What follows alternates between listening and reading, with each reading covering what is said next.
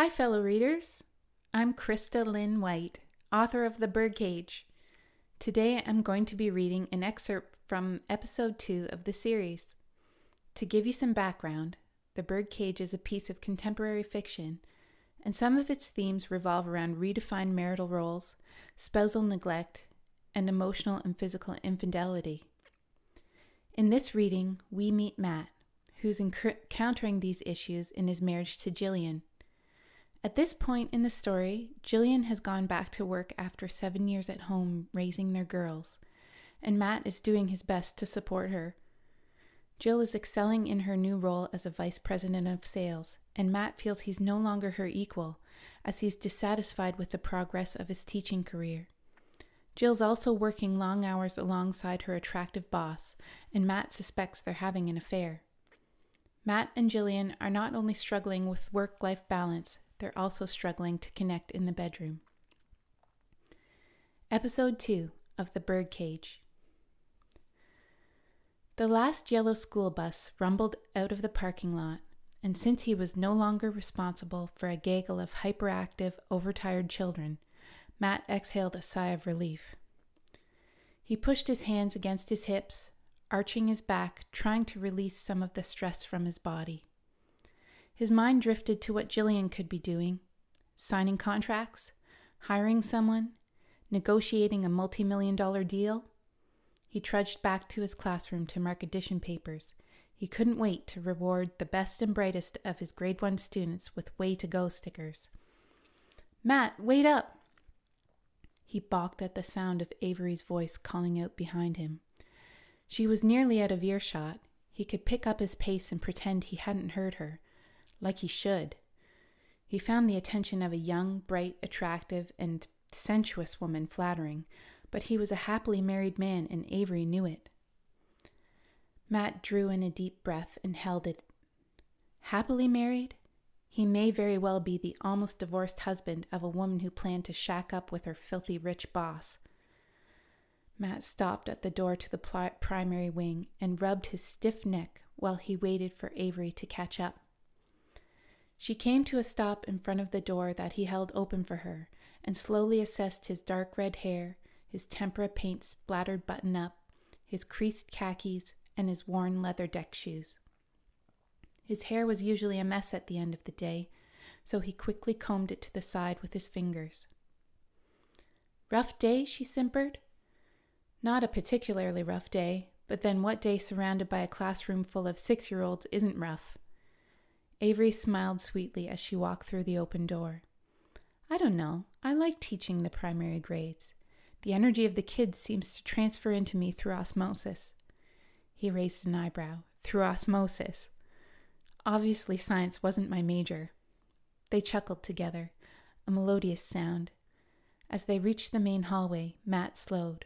"Are you headed to your classroom?" "Yes, are you?" "Yes." They rounded the corner together. Their footsteps echoed down the narrow hallway lined with racks of the children's indoor shoes, a forgotten jacket or bag dangling forlornly on the rows of hooks below. He found his place slowing to meet Avery's unfamiliar gait. Jillian rushed everywhere. They stopped at the door of Avery's grade 2 classroom. He opened his mouth to say goodbye, but before he could utter a syllable, she blurted out, "Would you like to have a drink?" His head jerked up and he stumbled back a step or two. That's very nice of you, but..." Avery shook her head. Her hand came to her collarbones. "I'm sorry, that didn't come out right. You make me a little nervous, that's all." She giggled, peering at him from behind lustrous dark bangs that grazed her cheekbones. Her lips were coated in a glossy red that looked like it would taste sweet, and her thin sweater clung to her large breasts. Mouth ajar, Matt pushed his tortoise-shell glasses back up his nose. He made her nervous? Avery must be 10 years younger than him and probably didn't have any trouble attracting a boyfriend. In complete defiance to his common sense, his internal peacock feathers ruffled up. Avery looked left and right down the hallway. He followed her gaze. The hallway was empty. She leaned toward him, brushing her chest against his, a glint in her eye. He took a breath of floral perfume mixed with the enticing scent of an unfamiliar woman. She spoke softly in his ear. "I've got a fifth of gin in my purse and a club soda in my lunch bag. At the end of every day, I make myself a makeshift gin and tonic. Don't take this the wrong way, but you look like you could use a drink." At the thought of a cold G&T, his mouth watered. She tilted her head toward her door, a mischievous smile upon her face. "Come on." He followed her, but faltered at the threshold of her classroom. The word respect caught his eye. It was spelled out in bubble letters on the slim window beside Avery's door. She'd lettered, "How do you show others respect?" And below was a smattering of children's artwork displayed their answers. Yellow figures with blue hair shaking hands, a tiny child saying thank you to a towering elderly man with a wild white beard. "Nothing's going to happen," Matt mumbled under his breath as he followed Avery inside. The bright sunlight streaming down on the soccer field drew him to the large back windows of the classroom, sparking innocent memories of his childhood. Mr. Jackson taught him grade 5 in this very room. He'd played on that same soccer field during his recesses. Matt became absorbed in the repercussions of his thoughts. When Avery closed the door behind them, the click of the mechanism startled him. "Sorry, I don't have any glasses, just a mug." She opened a can of club soda with a snick and a fizz, then poured some in a white mug. She motioned with her head toward her desk chair. "Have a seat." He obediently took a seat in her navy molded plastic chair that was just as uncomfortable as his. He took the mug she offered him, then watched as she added a liberal measure of gin to the club soda remaining in the can. He scanned the vicinity of her blonde wood laminate desktop. Before he could raise the question of what chair she would use, she sat atop her desk, crossing her shapely legs so they were inches from his shoulder. He averted his eyes and took a large gulp of his drink. The bubbles hit his throat too hard and traveled up his nose, causing him to cough and sputter.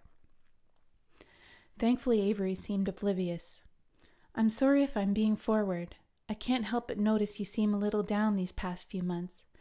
If there's something you're going through, I hope you can consider me a shoulder to cry on." "Oh, nothing's wrong. I'm fine." She smiled at him in the unconvinced way intelligent women do when they know a man is lying through their teeth. "Is everything all right at home?" God, she was bold. While a part of him hated it, another loved it. "Tell me, Matt, you shouldn't carry things around with you. It's healthier to vent. Everyone needs to confide in someone." "It's stupid, really." "Nothing about you is stupid." She spoke with such conviction that he looked up into her intense green eyes and let himself believe her. "Tell me," she insisted. "I'm sure you'll think I'm ridiculous." She smirked. "I doubt it." "I went to school for journalism, but in 3rd year my grades tanked and I missed my chance to work at a big newspaper. I turned to teaching out of necessity." "That's nothing new. So did half the teachers here." He smiled. "Well, maybe. But I came around to teaching. The prospect of helping form a young person's future fulfills me. I wanted to teach high school to help kids become responsible adults, but I didn't have 2 teachable subjects coming out of university, so I thought, okay, I'll teach grade 8s and prep them for their teen years in high school. But I'm stuck in primary, and I hate it, quite frankly." Avery waved it away. "Oh, but Matt, you're a good primary teacher. When your grade 1s come to my grade 2 class, they're significantly further ahead than the grade 1s from the other classes." "Thanks." He hazarded a smile and took another gulp from his mug. The gin went straight to his head. "But I don't think grade 1 is sustainable for me. All day the energy of the kids frays my nerves, and then I go home and take care of my 2 primary-aged girls who fray my nerves some more. Where's your wife? Doesn't she help give you some downtime?" Jillian's recently gone back to work, and she puts in long hours." As he uttered Jillian's name, guilt shot through his chest, deepening as it ricocheted around. Avery's eyes intensified, beckoning his gaze. "I'm sorry things are so stressful for you at home. It sounds like you don't get any kind of release." She took a long, slow sip of her G&T, arching her back, surely by pure coincidence putting her ample bosom on display. At the proximity of her breasts, his eyes widened. Phew, what an impressive rack. He'd never been face to face with a rack so stacked. What would she look like naked? This is a small sneak peek into the second episode of The Birdcage. There are 14 more episodes in the series where we will see the conflict between Matt and Avery develop further. Read The Birdcage, releasing December 5th, only on the Saga Fiction app.